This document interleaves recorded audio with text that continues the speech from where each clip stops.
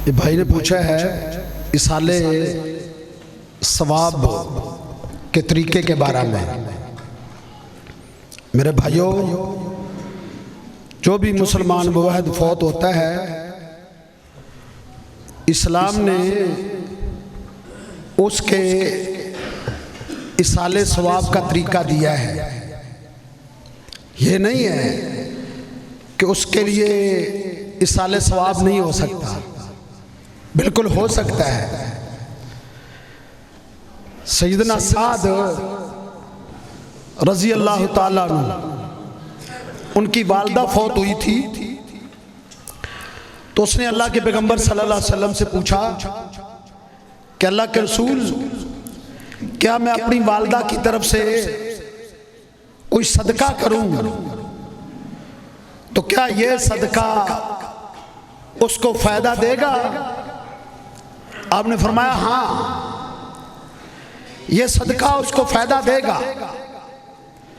तो उसने फिर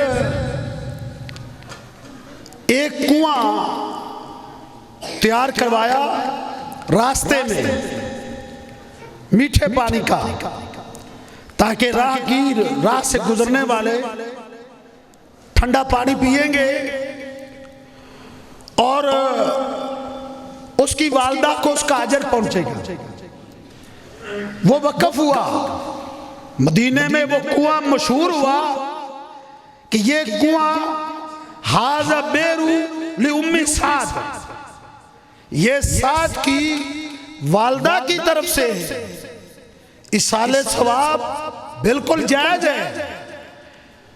फौशुदा की तरफ से सदका तो खैरात देना चाहिए, लेकिन मेरे भाइयों, ये जो फौतगी वाले के घर इकट्ठ है ना, इकट्ठ, ये गलत है। इब्ने माजा में है, हदीस की किताब है कि सहाबा कराम फौतगी वाले के घर जनाजे के सिवा हर किस्म के इकट्ठ को दौरे जहलियत का नोहा तस्वुर करते थे। ये दौरे जहलियत का नोह है। इसलिए मेरे भाइयों, फौतगी वालों के घर इकट्ठ ही गलत है। सदके के और तरीके हैं इकट्ठ के बगैर। आप गरीबों के घर राशन भेज दें, गरीबों को के बच्चों को कपड़े लेकर दे दें। आप मस्जिदों मदरसे के साथ तामुन कर दें, मस्जिद में पंखा लगवा दें, पानी का बंदोबस्त कर दें, पंप लगवा दें। ये इसाले सवाब के तरीके हैं मेरे भाइयों, जो इस्लाम ने बताए हैं। ये है, ये तो सिर्फ रस्में हैं लोगों को इकट्ठा करने के लिए, सिर्फ अपना नाक बचाने के लिए। तो इसलिए ये चाहे कुरान ख्वानी हो या कुल ख्वानी हो या दुआ ख्वानी हो या दर्स ख्वानी हो, ये सारी चीजें इकट्ठ में आती हैं कि फौतगी वाले के घर हर किस्म का इकट्ठ साहबा गलत समझते थे, वो इसको जायज नहीं समझते। फिर ये देखें, अल्लाह के पैगंबर की जिंदगी में 23 साल नबूवत की जिंदगी है। आपके साहबा शहीद हुए हैं, आप सल्लल्लाहु अलैहि वसल्लम की बेटियां फौत हुई हैं, आपके बेटे फौत हुए हैं। कोई तीसरे दिन आपने इकट्ठ नहीं किया, साहबा को इकट्ठा नहीं किया। क्यों? इकट्ठे होके मेरे घर मेरी बेटियों के लिए दुआ करो, या इकट्ठे होके आओ खजूरें खाते हैं। मेरे भाइयों, इकट्ठ नहीं हुआ। किसी सहाबी के रिश्तेदार के फौत होने पर कोई इकट्ठ नहीं हुआ। इसलिए मेरे भाइयों, सुन्नत की तरफ आ जाओ, इंशाल्लाह उसमें हमारे फौशुदा को भी फायदा होगा, हमें भी फायदा होगा। तो इसलिए सुन्नत की तरफ आए।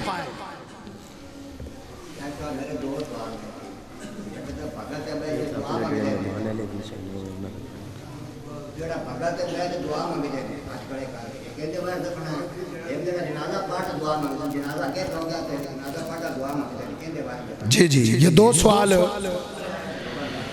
सवाल किए हैं भाई ने। एक सवाल तो ये है कि जनाजा पढ़ने के बाद जब जनाजे से फारग होते हैं तो दुआ करते हैं, क्या ये दुआ मसनून है, सुन्नत है? ये सवाल है मेरे भाइयों। नबी सल्लल्लाहु अलैहि वसल्लम ने जितने जनाजे पढ़ाए हदीस की किताबों में वो लिखे हुए सब महफूज हैं। आपने जितने जनाजे पढ़ाए हैं आपने जनाजे के अंदर दुआएं की है, जनाजे की नमाज में दुआएं की है, बड़ी लंबी दुआएं की है।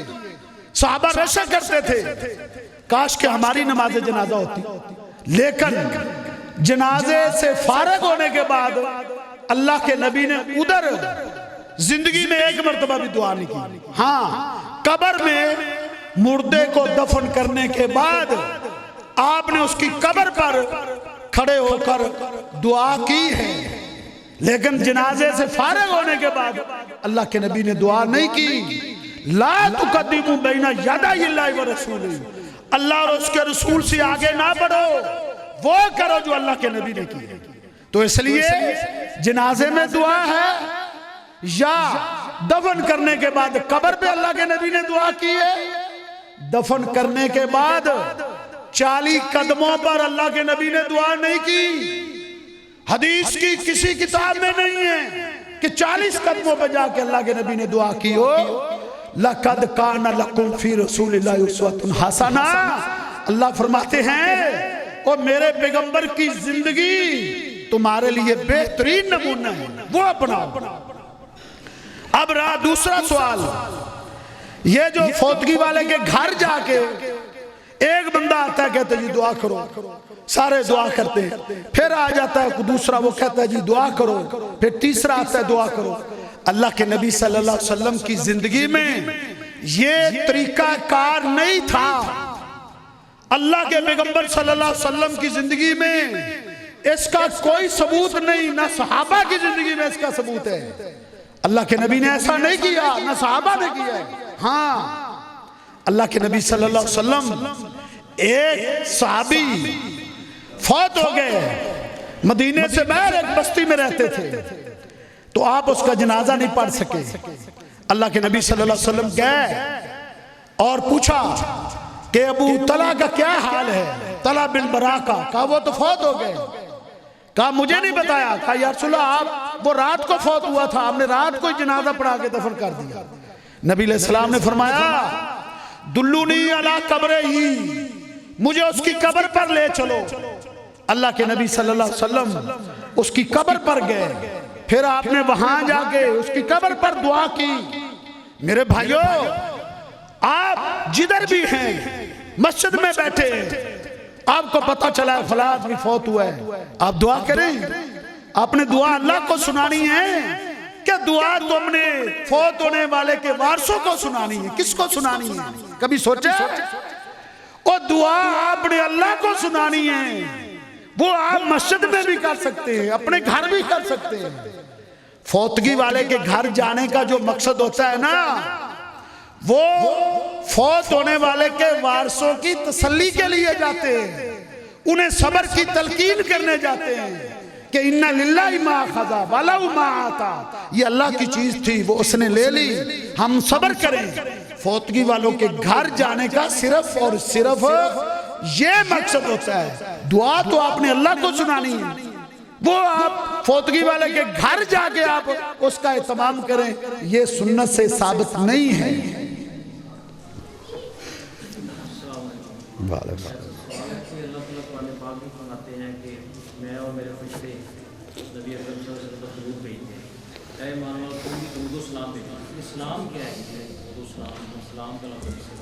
जी, ये हमारे दोस्त माशाल्लाह बड़ी दूर से आए हैं,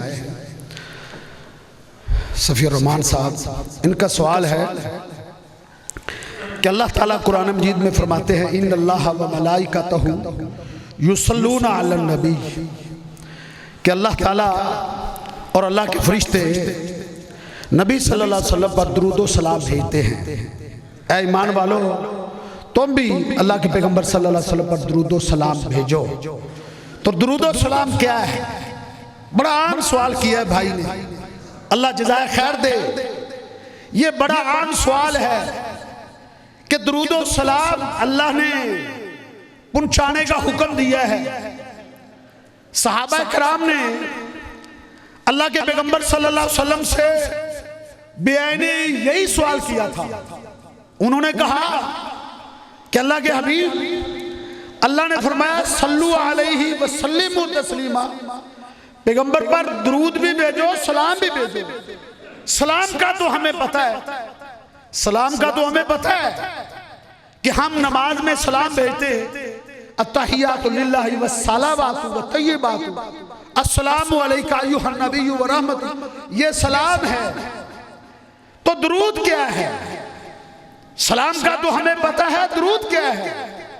तो आपने फरमाया अल्लाहुम्मा सल्ली अला मुहम्मदिन व अला आलि मुहम्मदिन कमा सल्लैता अला इब्राहीमा व अला आलि इब्राहीमा इन्नका हमीदुम मजीद, अल्लाहुम्मा बारिक अला मुहम्मदिन व अला आलि मुहम्मदिन कमा बारकता अला इब्राहीमा व अला आलि इब्राहीमा इन्नका हमीदुम मजीद।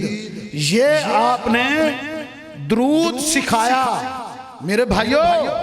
ये दुरूद इब्राहिमी है, ये मुख्तसर भी है। अल्लाहुम्मा सल्ली अला मुहम्मदिन व अला आलि मुहम्मदिन, इतना भी साबित है। अल्लाहुम्मा सल्ली अला मुहम्मदिन व अला आलि मुहम्मदिन, अल्लाहुम्मा सल्ली व सल्लिम अला नबीना मुहम्मद, ये भी अल्फाज साबित है। तो जो अल्फाज साबित है वो ही पढ़ने चाहिए जो अल्लाह के नबी सल्लल्लाहु अलैहि वसल्लम ने सिखाए हैं, जिसकी अल्लाह के नबी सल्लल्लाहु अलैहि वसल्लम ने तालीम दी है। इसलिए नमाज में दुरूद पढ़ो, नमाज के अलावा पढ़ो। अल्फाज ये हैं, आका फरमाते हैं मन सल्ला अलैया वाहिदतन, जो मुझ पर एक मर्तबा दुरूद भेजता है अल्लाह उस पर 10 रहमतें नाज़िल फरमाते हैं। दुरूद मियाँ भेजो खूब। अल्लाह के नबी के पास एक बंदे ने कहा मैं दुआ करता हूं, मुझे आप बताएं मैं कितना दुरूद पढ़ूं। तो अगर मैं अपनी दुआ का 1/4 हिस्सा दुरूद बना लूं, आपने फरमाया अच्छा है। उसने कहा अगर मैं 3रा हिस्सा दुरूद पढ़ूं, तो आपने फरमाया यह भी अच्छा है। उसने कहा मैं आधा दुरूद पढ़ूं, बाकी आधे वक्त में अल्लाह से मांगूं, फरमाया यह भी अच्छा है। उसने कहा आका अगर मैं सारी दुआ में आप पर दुरूद ही पढ़ता रहूं, सिर्फ दुरूद ही, अल्लाह से कुछ ना मांगूं, तो फिर फरमाया ये और अच्छा है, अल्लाह आपको बिन मांगे दे देगा, अल्लाह आपको बिन मांगे अता कर देगा। ये मेरे भाइयों दुरूद और सलाम की फजीलत है, लेकिन वो दुरूद पढ़ना चाहिए जो दुरूद अल्लाह के पैगंबर सल्लल्लाहु अलैहि वसल्लम ने सिखाया है।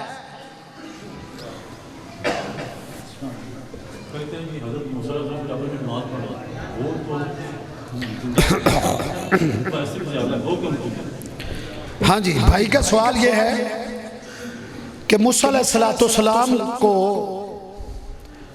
देखा कि वो कब्र में नमाज पढ़ रहे हैं। नबी सल्लल्लाहु अलैहि वसल्लम को जब अल्लाह ने मिराज करवाया ना, तो उस वक्त अल्लाह ने अंबिया से मुलाकात भी करवाई, अंबिया के हालात नबी सल्लल्लाहु अलैहि वसल्लम को दिखाए। तो मूसा अलैहिस्सलाम को देखा वो अपनी कब्र में नमाज पढ़ रहे थे।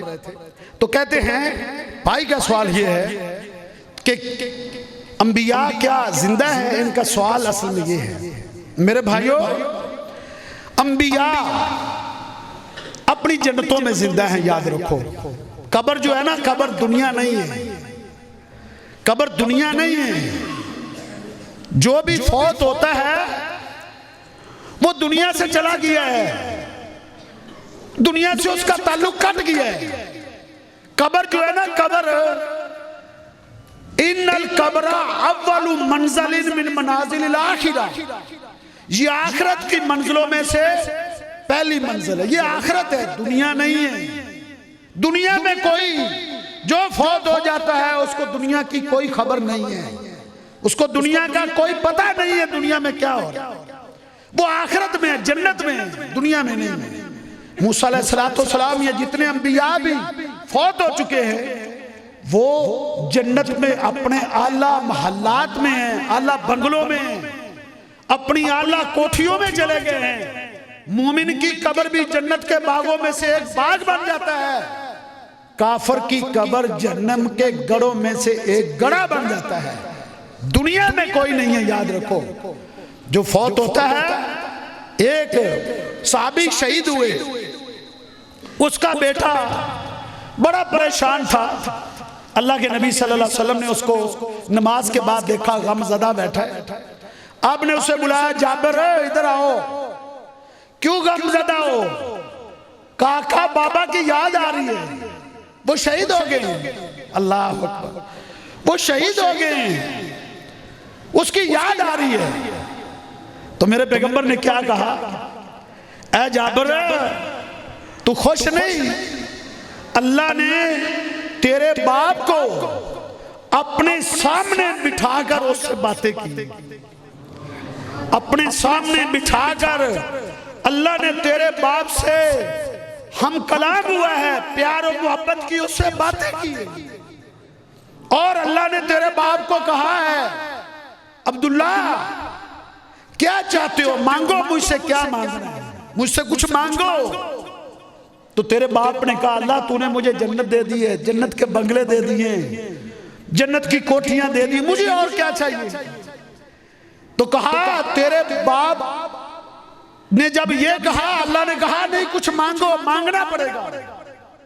तो तेरे बाप ने फिर क्या कहा, अल्लाह इरजीनी फिर दुनिया, अच्छा फिर मैं ये मांगता हूं मुझे दुनिया में भेज दे, मुझे दुनिया में भेज दे, मैं दुनिया में जाना चाहता हूं, तेरे रास्ते में फिर जिहाद करना चाहता हूं, तेरी तौहीद के लिए, तेरे कलमे की सरबुलंदी के लिए फिर लड़ना चाहता हूं, मुझे भेज दे।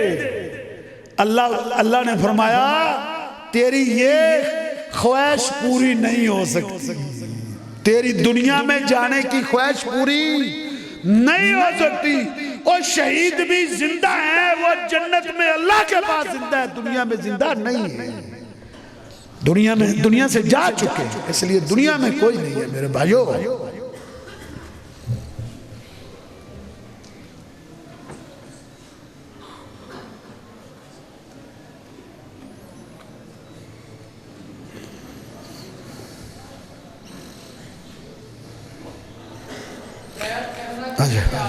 हाँ जी, बैत करने का सवाल है,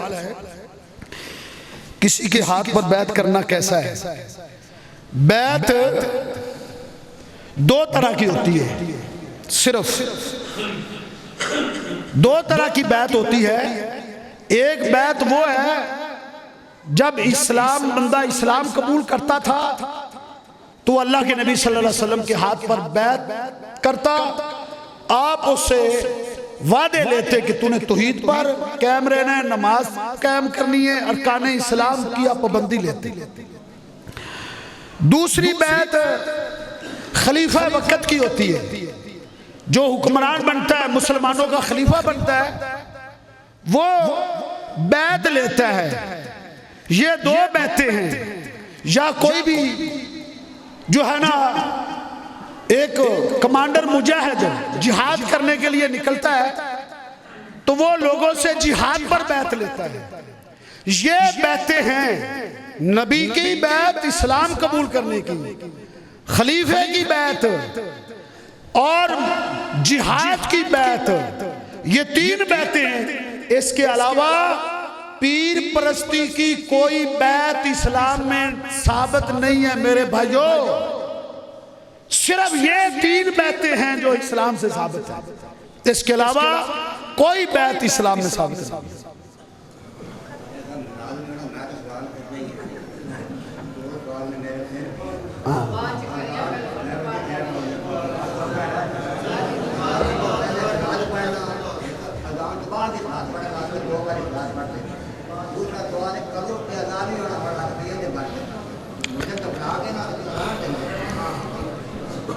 ये भाई का सवाल है कि अजान से पहले सलात पढ़ी जाती है, अजान से पहले हजरत बिलाल रजी अल्लाह ताला अन्हु की जो अजान है ना, हजरत बिलाल रजी अल्लाह ताला अन्हु ने जो अजान दी थी, वो अजान हदीस की किताबों में मौजूद है। जो हदीस की वरगर्दानी करके देख लो, हजरत बिलाल की अजान के शुरू में कोई दुरूद साबित नहीं है। हाँ, बाद में दरूद है कि अल्लाह के नबी सल्लल्लाहु अलैहि वसल्लम ने फरमाया जो अजान सुने, अजान का जवाब दे, फिर मुझ पर दरूद भेजे, क़यामत के दिन उसको अल्लाह मेरी शफाअत नसीब करेगा। हाँ जी, अब इख्तिताम करते हैं और हमें बड़ी खुशी हुई है। हमारे पास ये शौकत भाई हैं वेली लखा से, अल्लाह ने इसको अकीदा तौहीद और अकीदा सुन्नत को कबूल करने की अल्लाह ने तौफीक बख्शी है। हम इसे मुबारकबाद पेश करते हैं कि अल्लाह ताला आपको अकीदा तौहीद और सुन्नत पर जो है ना हमेशगी अता फरमाए और इस्तिकामत अता फरमाए। तो बहुत बहुत आप मुबारकबाद के मुस्तहिक हैं। इसी तरह हमारे भाई एक शबाज, हाँ जी, ये हमारे दूसरे मेहमान हैं, वो भी अल्लाह ने उनको भी थोड़ा ही अरसा हुआ है, अल्लाह ने उनको सही अकीदे की जो है वो फ़हम अता फरमाया। सफ़ी रहमान भाई भावल नगर से, तो हम इनको भी जो है ना मुबारकबाद पेश करते हैं और इन्हें इनकी इस्तिकामत के लिए दुआ करते हैं। अल्लाह रब्बुल इज़्ज़त अकीदा तौहीद पर अल्लाह इस्तिकामत अता फरमाए।